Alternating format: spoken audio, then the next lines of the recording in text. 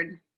So I'll just go, hey, welcome to Talk Comics to Me. We are doing this Zoom recording. We're dumb and can't do it over Instagram. I'll just say that. No, we haven't quite mastered technology, apparently. That's not a lie. I am Chompenstein. I'm me. And this is Talk Comics to Me. Oh, God. See? I knew a dog would freak out. And I am at my parents' house, which is an absolute just joy. Let me tell everybody that right now. But at least you get to hang out with the chickens.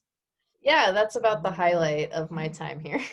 Did they ever make it back into the coop? Yeah, every chicken has made it into the coop so far every night. So I think this is a success. Very nice. As far as I know, nobody's died yet. But you probably don't even know how many there were to begin with, right? Nope. All right. And I haven't, if they die off in some other land that I'm not walking to, then they're gone forever to me. They're gone. All right, go ahead. You start. It's comics. Okay.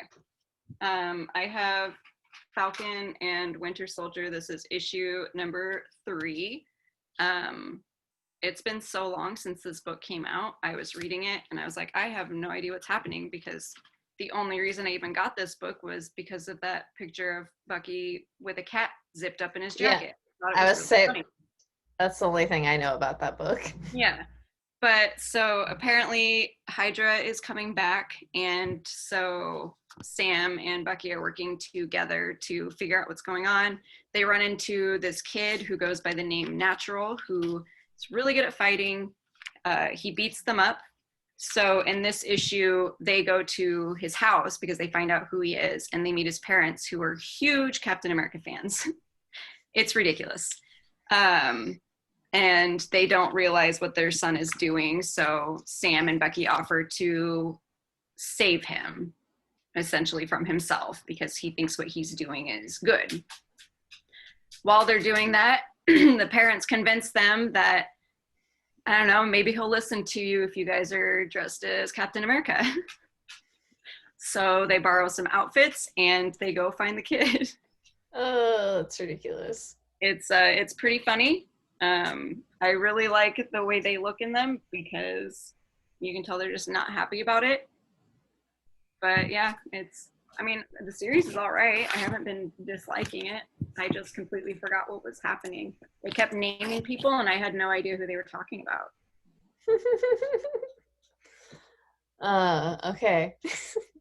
I mean, that's what I was thinking when I saw that the book came back, because I thought they we're just going to release it digitally and just say fuck it.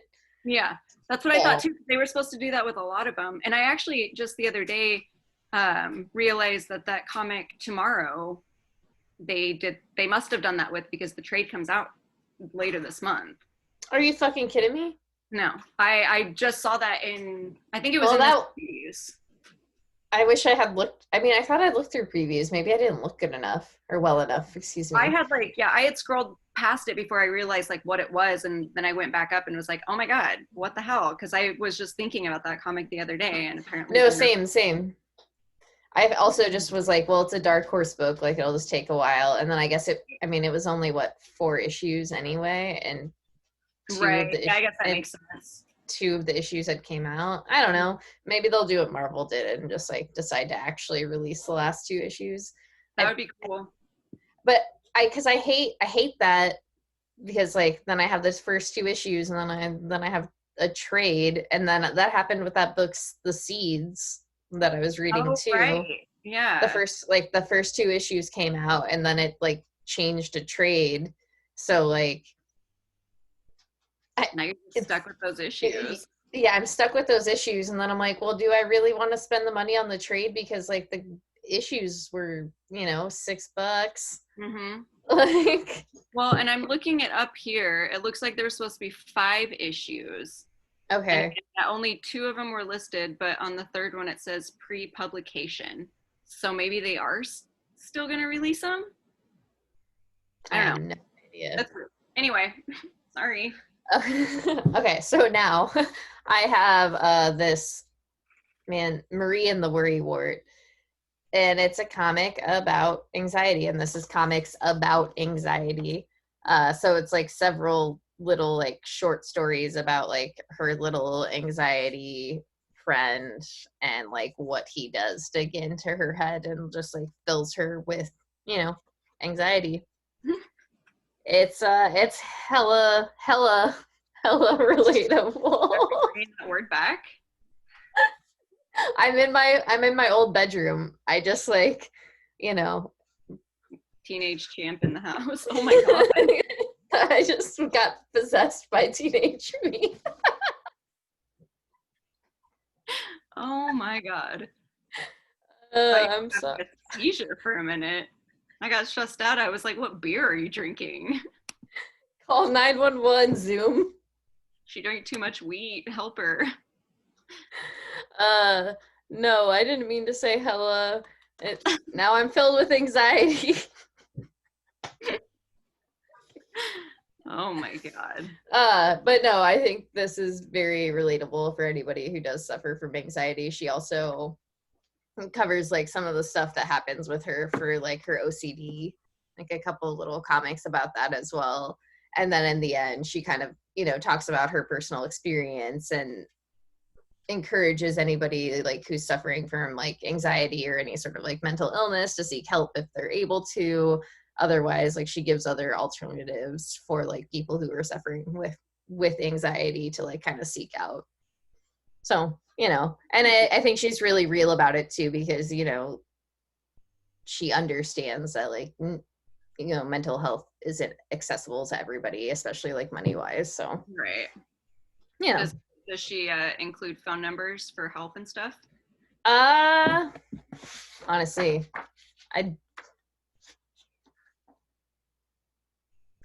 no phone numbers, but there is a website that's like a online crisis network with like live chat options, live chop actions, live chat options.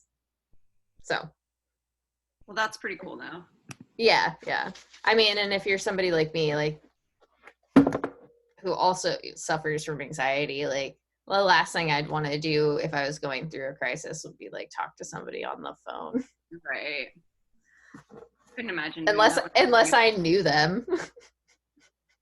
Like if I knew them, sure, but otherwise no. Some stranger where I'm like, I'm having a bad fucking time. Oh my god. I'm sorry. I just discovered the video filters.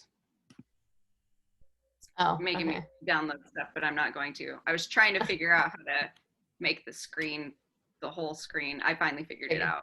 Okay. Yeah. All right. So now I have Chew. This is issue number 3.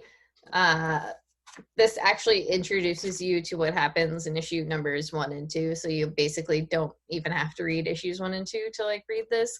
But this talks about God, what's his name? Sorry. Ong Chu, who is the grandfather of all of the Chews. So wait, okay. I guess I never thought about this before. Chu is their last name, right? Yeah, so it's at least their specialty. Huh? And also their specialty because they eat. Yeah. Okay. I mean, they somehow have powers that are like involved with eating food. That's sick. Okay. So yeah, this goes over the grandfather and how he found Nazi gold and basically how he's just like this bastard who will kill anyone for whatever the fuck he wants. And in this issue, a hitman was sent after Saffron, who is the main Chew we're following, who robbed the mob boss, and all of this stuff has been happening to. Her shitty boyfriend sent the hitman to kill her twin sister instead, Sage. Sage and Saffron. That's cute. Yeah. Thanks for putting the food. I love it. So the hitman is looking out for her and comes to the nursing home that the grandfather is in and that Sage works in. And so they basically kill the hitman, pin pin the death on the grandfather, since he's just like been this like wild piece of shit throughout time. Mm-hmm. It's You. it's a wild story. I don't know, like there's something about it I do enjoy, even without knowing like the background of Chew, short of like, you know, the basic idea of what it's about. Right. So I'm getting to know everybody in a different way, and maybe I'll go back and read like whatever. I think there's like 12 trades of Chew, so like what, 60 issues or something. I didn't realize it went on for that long. Yeah, there's a lot of trades. That doesn't mean anything though. Yeah, it's true. Having chair problems? Yeah, I just really wanted to like sit back, but this is how low I get when I do it. Completely relaxed. Lay back. Yeah. I feel like I can't see anything from down here. It is really cozy though. That's what they said. I feel. Also, guys, killed a fly. Just murdered a fly. Ew, with your bare hands. Oh my god. With my bare hands. You're out of control today. We're spiraling already. We spiraled when we began. I told you I was sleep deprived. That's all right. Yeah. Hold on, you ready? I'm pulling up my notes because I took some notes for this one. Okay. All right. We've got Alienated. This is issue number 6. This is the last issue. It is Acceptance. Ooh, I didn't even look on the back. Yeah. I do that for every issue. I forgot that they did that. Yeah, you do it for every issue. That's why I was like surprised. I was like just so blown away by this one though. Yeah, this issue, this was such a great wrap up to the whole story, and you know, I don't want to ruin anything about any of the story as a whole. I just think it just does a really great job of kind of capturing being a teenager and not understanding your feelings, and then also letting them take you over to a point where you're ready to destroy everything for no other reason except for, you know, yourself. Right. Okay. Do you want me to read the notes I wrote for it? I guess. I went real hard on just like 2 issues, and then I got to the Ludocrats and I was like, what do I even say about this? That's why you just do little points, so then you can just like talk about them and like be like, oh, okay. Okay. I mean, I got a few after that initial text that I had sent to you, but we'll get there. In the previous issue, they set it up so we know there's not going to be a happy ending for these characters, which I think makes the story more sad because they're already so damaged. Hold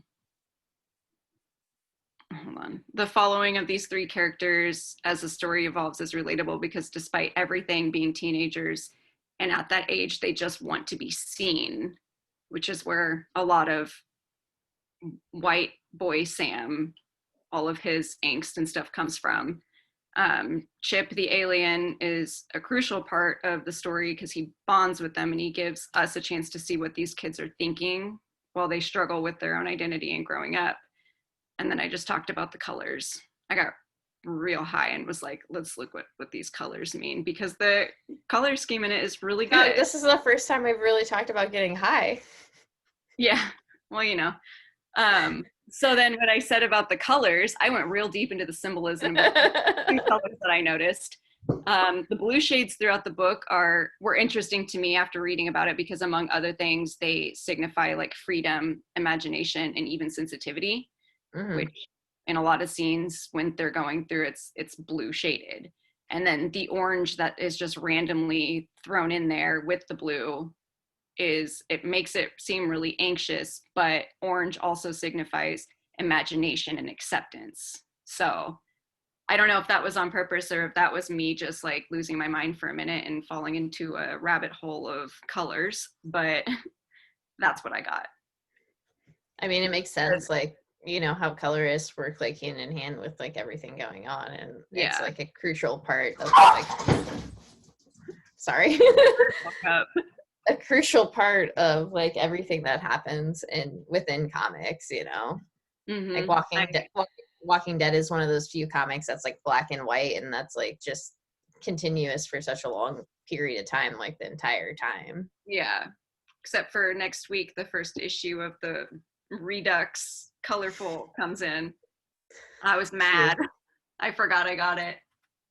True. I remembered. I didn't even get it for my mom because I was like, well, I don't, you know what? I should. I'll get it for my mom, but I don't She can want have to. my copy because I didn't get any ones after that. I just wanted to see what it looked like. Okay. I'll just Are give you you. sure? Yeah. What am I going to do with one single colored issue of The Walking Dead that came out like 15 years ago?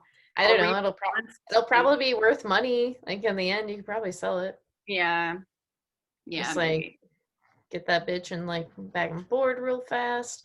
See, that's the thing is like I'd give it to my mom and then I'd be like, read this, but give it back to me because I want to sell this. Yeah. This is my money. Like I've made her give me back several Walking Dead issues for that reason. Did you start getting them for her like at the beginning? No, I didn't start getting them for her until she read like 3 compendiums worth. Okay. And then you So just got like the tail end of it. yeah, because it was one of those things where I didn't, she was obsessed with the show, like Mm-hmm. obsessed. And so that got her, like, once the omnibus came out, she got like that first one, and then she got the second one, and then she bought the third one. And then I was like, well, I guess because by that point I had started like a pull file at the shop. So I was like, I guess I'll just pick these. Oh, it started as a Christmas present. I was like, Okay. I'll pick up these issues every month because I'm already going to the shop. What the fuck else am I gonna get my mom for Christmas? Right. Why not issues of The Walking Dead? She seemed to enjoy it, so whatever. Yeah, no, yeah, she does really, really enjoy it. So yeah, that's what I started doing, and then I just kept doing it, and it was just like a long-term Christmas gift. A 'Cause I full-time don't, Christmas gift. yeah, I don't know what else to get people for Christmas besides, comic books. I mean, I like to gift people bones. It's fine. Mostly because I just like to see how they react to it. It's just a fun little experiment for me. Like on Wendy's birthday, I was like, I'm gonna give her this skull. And it was just like this tiny skull that I had dyed purple. And I just handed it to her and she went, thanks. Which was probably the best one because she didn't try to hide her confusion like most people do. Whatever. All right, now I have year 0. This is issue number 5. This is the last issue of this story. There's another like second half that doesn't follow the same characters. So this is like the end of the line for these characters. And it just kind of leaves it like open-ended for like a lot of them, honestly. Mm-hmm. Like where they're just kind of doing their thing, like kind of finishing their tasks that they wanted to do in the first place, and then leaving it, I guess, up to your imagination to an extent. Does I can't remember their names, of course, but the white guy with the mullet who leaves because he thinks there's a girl, does he end up like joining up with that kid? Yeah, so the kid was basically just like, can we go back to like your place? Creepy. And so I believe his name is Bob. Sorry, it's like an old man name. Like, it just seems weird to me that people who go by the name Bob were born with the name Robert and they chose to go by the name Bob. Yeah, his name is Bob. Like, yeah, he's just like, I was hoping, because Bob's like wandering around this kid's house, and he's like, you've got nothing here, like, except for dog food. And he's like, where's the dog? And the kid's like, I ate the dog. Like, he had to kill the dog because he didn't have any food and he was hungry. And so he was just like, I was hoping, we could go back to your place. And then like the end, they're kind of like sitting on the couch, like watching television together. And the kid is just like, I don't know, being like anyone that you're super annoyed by because they're fucking dumb as hell. Mm-hmm. But he's like, this is like one of the only people left, like, and I have to also help take care of them. Like, this Mm-hmm. isn't, it's like more than him. It was an interesting ending, especially like I think with that character, and I think all of the characters really did have an interesting ending.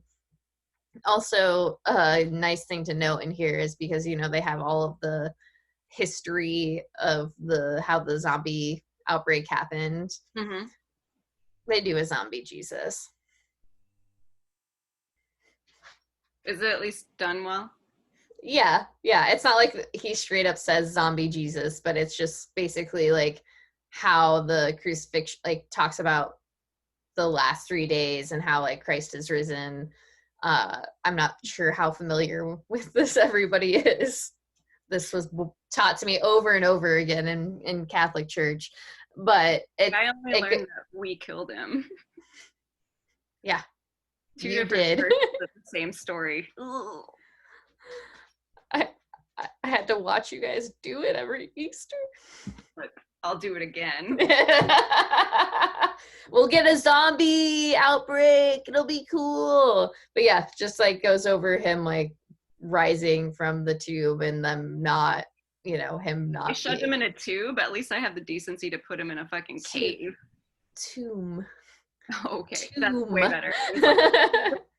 Yeah, they just shoved Jesus Christ into a really large tube. I mean, what are you gonna do? Couldn't find a cave, didn't have it available. It's gonna be like tubes. They'll open it in 3 days, and it'll be like one of those like things that just like springs out, like snakes. Yeah, but Jesus. Yes. All right. So now that we've been absolutely ludicrous, are you ready? Yes. I'm pulling up my notes here. Sorry. Let's see. Okay. We got Ludocrats, issue number 5. This is the last one of the series. All right. Let's go over your notes. Okay. I turned them into bullet points. So this is what it says. High art. Proves that comics don't have to be long-running storylines to be good. It is goofy and nonsensical, and I can't even properly explain what the story's about at this point, but I just know that I loved it. That's true. It's not wrong. So there was a plot, but it was also just like all over the place. Like, of course, there's a central plot. Yeah, so the main like story throughout the whole thing, or like what they're trying to achieve throughout these 5 like just issues, is that Otto's brother, the High Ludocrat, basically has been imprisoning and murdering through death, like because he has the power, other Ludocrats because they're not being ludicrous enough. So Otto teams up with Grady. Grady turns evil, and Otto is double-crossed by all of his like closest friends because he's put on trial and finally caught by his brother, who has been trying to catch him this whole entire time because he's saying Otto is not being ludicrous enough. Mm-hmm. He's going against their laws. Yeah, he's going against their laws, and his whole plan, I don't know, do we just give it all up? Like, I mean, I feel like it doesn't take away from the excitement of the story. So yeah, and I think you'll get there regardless. Maybe not. So during Otto's trial, he is found guilty, but Grady, not evil, still in love with Otto, double crosses the High Ludocrat, Otto's brother, and frees Otto. And Otto tries to beat the shit out of his brother, which is one of my favorite parts. It's like absolutely insanely violent and like colored so well for like the violence.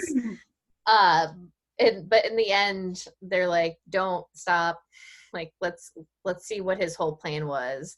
And his plan was to make everything as drab as possible, because what's more ludicrous than that? It's so good. There was a part in here that just, of course, there's always something that happens that just makes me laugh really hard. I'm trying to find it because it's just the way that it happens. Oh, it's when Is it Hades? Is that his okay. like partner? Yeah. Hades is saying, God, where is it? The moon still hangs in the sky as a grand testament to the extent of your failure, your lifelong ambition, the dream you came up with as a little boy. Look at it. Look at it. You never even destroyed the moon. For the moon. And he just starts crying. I think my favorite part is like all of the back like matter where they're like busting through like the portraits like of the issues. Yeah. And then like when they're busting through like the works and stuff. And I also just love the very like last page where it's like the ludicrousy cannot be contained. Oh my God. I didn't even see that, to be completely honest. I didn't flip to the very last page because I just saw that it was Kieran's other works, which I they just like bust through all of them. It's a perfect like, I don't know, that's like the fun thing about comics, and I think like almost the most important part of like making sure to check out the back matter, because sometimes like it does contain way more than like you even thought it would. Yeah. Including author's notes, which you and I both know anyway, but like yeah, we always read those. I'll sit here and complain about all the words that are in comics and then go to the back page to the author's notes and go,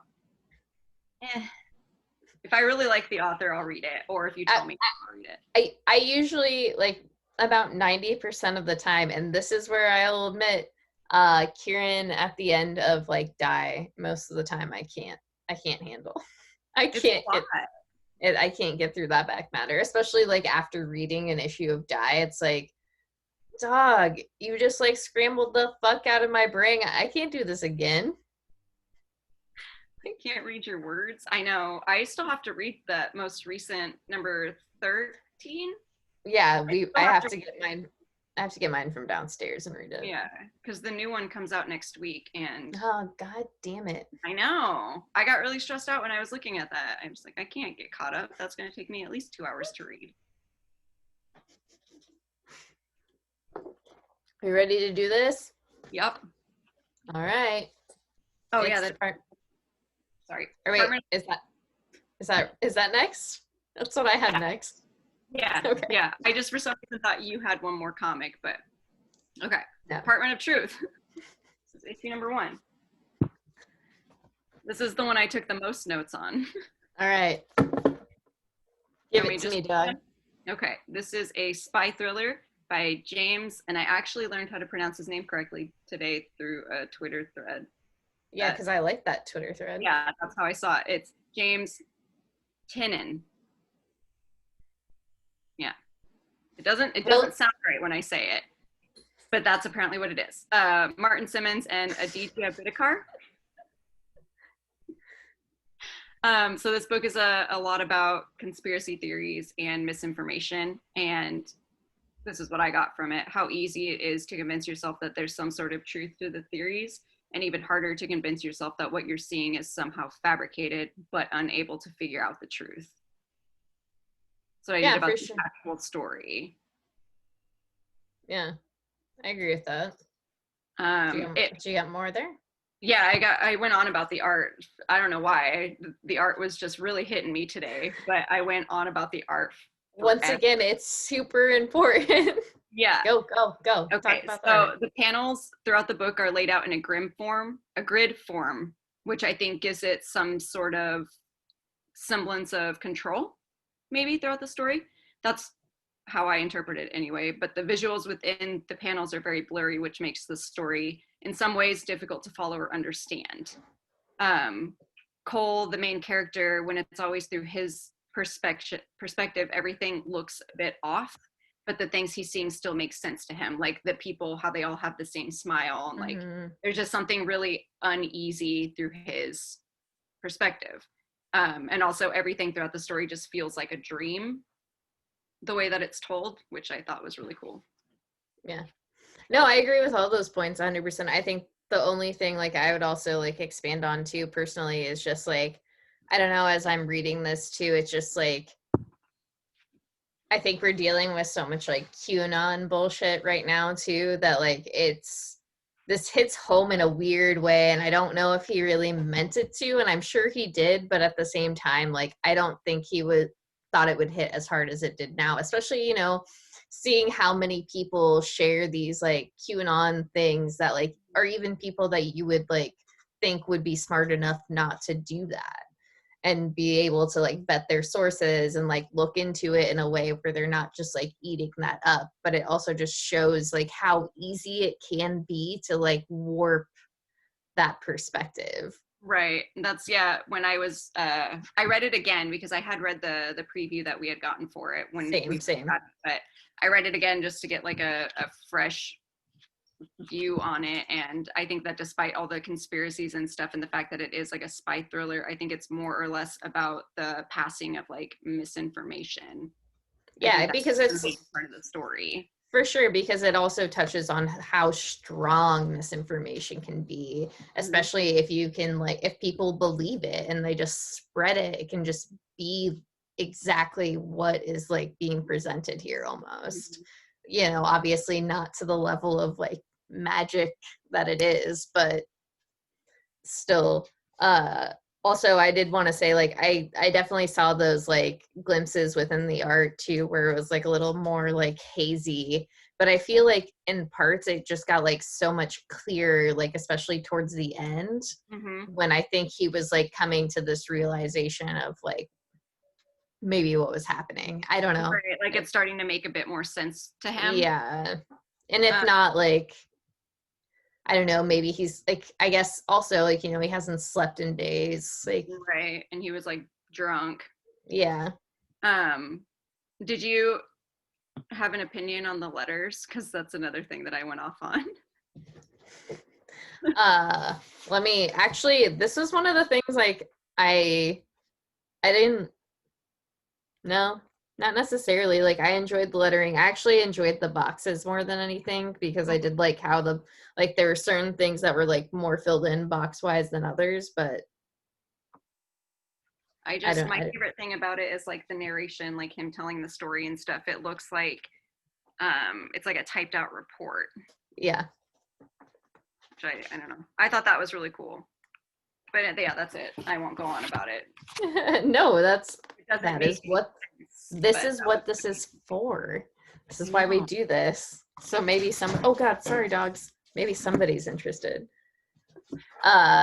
Yeah, I also read that when we got the preview, but that was like 2 months ago, so I had to reread that. And well, as I was reading it, I don't think that I had read it all the way through the first time because I probably started reading it on my phone, and you know how it looks on the phone, it just doesn't look very good. So I think I've like stopped reading it. But yeah, that's all I have to say about that. I gave it a 9 out of 10, which is funny because then Alienated is A 5 out of 5. yeah. So I don't know what grading system I was going on because those are the only two that I rated. So I don't know. It was a weird. Okay. Now we have Sea of Stars. This is issue number 7. I did not take any notes for this one. You didn't take any notes? I don't know why. No, this was the first one that I read. I actually really like this issue. I feel like it's gotten better in the last like what 3 or 4 issues where like the kid and the dad have like interacted, the moon blew up, and then like the dad's kind of like on a crazy, I don't know. I think he's just finally snapped. Like he's in space. Yeah, no. Getting his kid back, and now he's not. So he's just like he's the personification of that gif of that guy flipping the computer and the keyboard, and it just says "fuck this" and "fuck that." That's what the dad is right now. Yeah, no, that was like the only way I was gonna describe it because I was like kind of like lost it. Just like fuck it. Yep, I'm done. Who fucking cares? We're in the fucking stomach of a Leviathan. We're floating through space. My kid has a weird magic stick inside of him, and I lost him again. That's it. That's Sea of Stars. Yeah. 7 issues of that. But it's been good. I still really enjoy it, and I don't think the kid is so much of a dick anymore. Yeah, also because the kid is also realizing like his mistakes and like his misgivings, I guess. All because of the oh my god, the robot machine alien thing. I still don't know what it is. Computer. It's a like a robot security system. I need one of those. Okay. That's all I got about Sea of Stars, actually. That's all I got too. I said All right. everything. I said everything. So now we both read this, like If you can read it, yeah. yeah. I mean, technically, there are some words in here. This is Mystery Octobriana. This is, I learned a little bit about this before we got on because it talks about like how this was like a character who was made in like the past, so I wanted to make sure all of this was real, and this is in fact like a character that existed in like 1971 Russia. This man basically kind of took all of these other creators like character like art and characters and like made them into this like comic book and like distributed it, but it was like anti-Soviet business. And so like it became kind of a thing, but then it also became public domain Right. in the end, because in the end nobody knew who actually like owned this character, Right. because so many people had made like artwork about them, and also like the original person putting out this comic didn't give any like credit to any of the people who did any of the artwork or anything. Damn, I was gonna say that's kind of like Todd McFarlane, except Todd's an ass and just steals stuff from people and then claims it's his. Can't get into that, but no, we'll save that for another time. But like, I don't know, this was Jim Rugg's take on the character, and it was just basically a robot Stalin trying to take over the world, and Octobriana taking him on. Just revolution. Yeah, fighting. The colors. Can you show the colors? Yeah, I'll show the colors. Yeah, this, I guess, since we're talking about getting high in this now, yep. I suppose if you smoke that jazz grass, you should smoke that jazz grass. Are you only saying that because you play the saxophone? You're a jazz head. You use every opportunity to use the word. You do. You always say, just walk into a room, jazz. All right, but just take some drugs. Look at the comics. Oh God, they're so good though. It is. It's like really great. Oh, there's boobs. Like they clash. They don't really like. They shouldn't go well together. No. They blend at all. But like under a black light, this shit would look like trippy as fuck. Yo, we should eat some mushrooms and get a black light and those like planet star things that glow in the dark and just hang them all over the place and then just fucking look at that book. I don't want to do that. I don't either. That sounds terrible, but like part of me is like, you know what? That might be great. That might be a really good time. But the other part of me is like, hell, that wouldn't. Because I would be like, okay, what now? Do I just like read this over again? I'd need at least 20 of those different to keep me busy.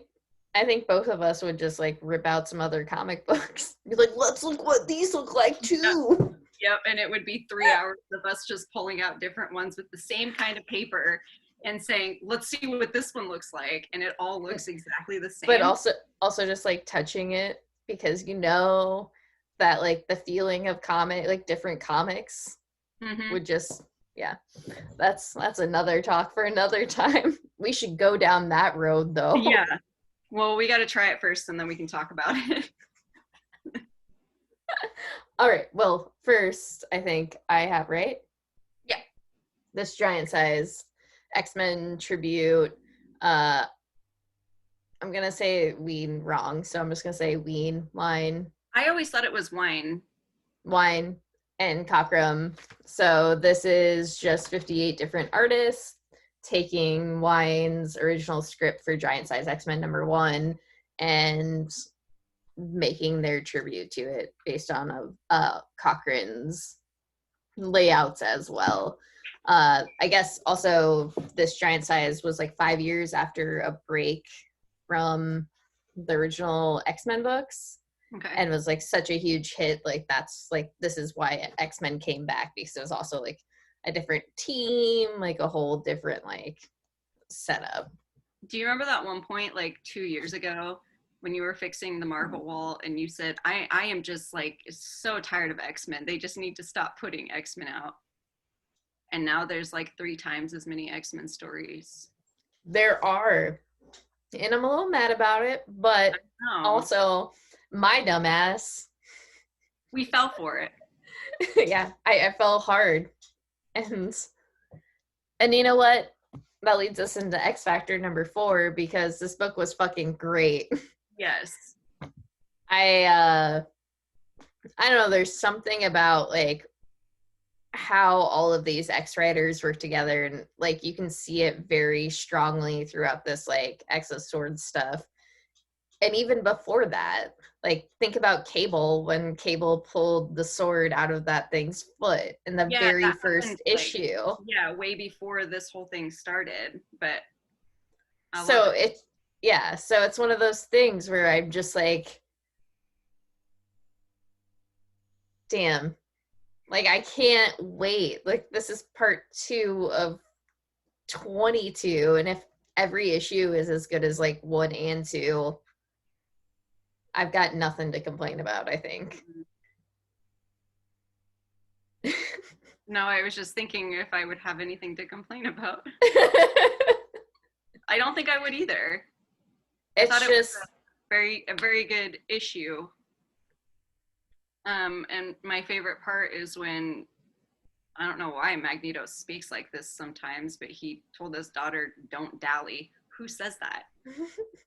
Like, I know he's old, but like, he's not British, right?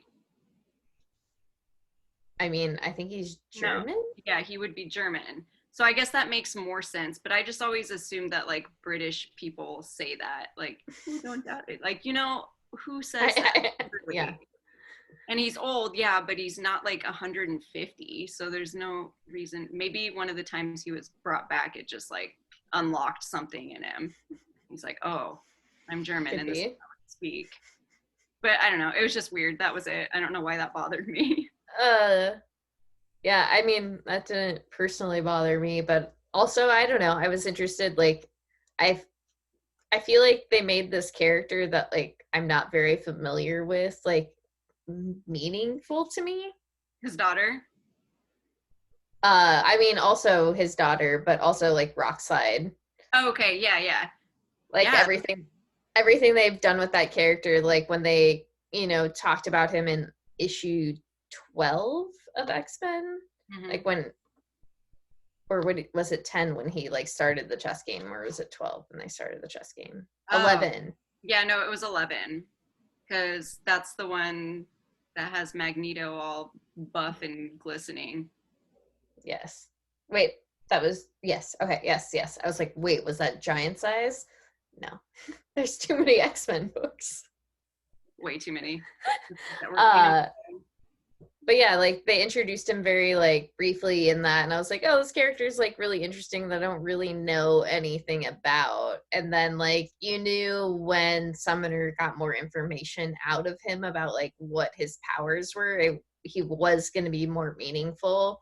Mm-hmm. And I think like what they did with this character within all of this, and what they did with all of the resurrection protocols, and making it very, this threat very real. And that also, sorry, I'm looking at Rock Slide real quick. But it settled that conversation that we had was it last week, about when you die in the other world. Because I just assumed that if you died there, you wouldn't be able to be brought back based off of Yeah. how they were acting. But that's not the case. You can be brought back. However, something is wrong. I don't want to go into like too much detail because it's kind of important to the story. Yeah. And I just like, I really like, I don't know, I think when you came out of House and Powers, you know, you just felt like they were like the mutants were invincible at this point. Like nothing was going to take them down. And I think it's just like, this was something that was like, yo, that's not necessarily the case. And I kind of love, like, as much as I hate this at the same time because I've fallen in love with Apocalypse, I do love the fact that it's like kind of caused by him. Like it's basically his fault because, you know, his whole like love of Krakoa was, and like mutants at this point, was just because like they could come back, they were gods, like they had invincibility, and this is just like, no. And then also like your actions have consequences, and like, Which is something that I don't think, I mean, like he knew that it would all come back on him, but I don't think he knew the extent of what would happen to the people around him. I think he took for granted his relationships. Yeah, oh, for sure. Yeah, that whole scene with Richter, that's the part that I don't know. I thought it was just really good, that connection that they have, because it, very few X-Men have been able to allow Apocalypse to show that side of him where he does and he does have feelings and stuff. So seeing that with Richter was really cool, because why Richter? Yeah. Like that's, I just thought that was really interesting. This whole, and maybe this is why I'm going to love X of Swords so much, is just because I feel like it's just making Apocalypse such, God, such a like it's forcing him to become humble. Mm-hmm. Like he has no other choice at this point. Like, yeah, because he doesn't do everything. Like he's a very smart man and he does have like a lot of plans and stuff, but he is not aware of how things will play out. Like he can be ready for anything except for that sort of situation. If Apocalypse was here and heard you call him a man, like just imagine that. Well, I'm gonna do it until he tells me how to pronounce his name appropriately. His Krakoan name. But yeah, it's I don't know. I'm in for this ride 100%. I'm mad, but I'm in. I just want the swords. I hope that when Wolverine comes out next week, we get to see what makes him decide to pick up the sword. Because I assume that's when it's going to happen, because he's on the cover with the sword. With all this. Doesn't, for some reason? No, he has to, because he was. Yeah, there's no reason. Yeah. Yeah. I'm excited. All right. That's actually it, right? Yeah, that's it. We're done. Wow, we're done. Next week, you have 18 books? Oh, yeah. Okay. I haven't counted, because when you said you had 18, I knew it had to be close to the same, so I wasn't going to even... I'm not going to fuck with that. I don't want to know right now. I should stop counting because this is already too many, but just like my anxiety was just through the roof because I just kept scrolling. I was like, oh my God, there's another one. Oh my God, I'm at 14. So yeah, I'm getting a lot of books. This will be pretty much the equivalent, because I'll probably get like reorders and stuff too for damages. So it'll be the equivalent of all those books that we got like right before Christmas. Yeah. And because I know at least for sure I'm getting 3, like the 3 X-Men books. Yeah. I'm sorry. Yeah, I'm sorry these animals are insane right now. He wants your attention. All right. Let's get this done. All right. So we will see you next week. Next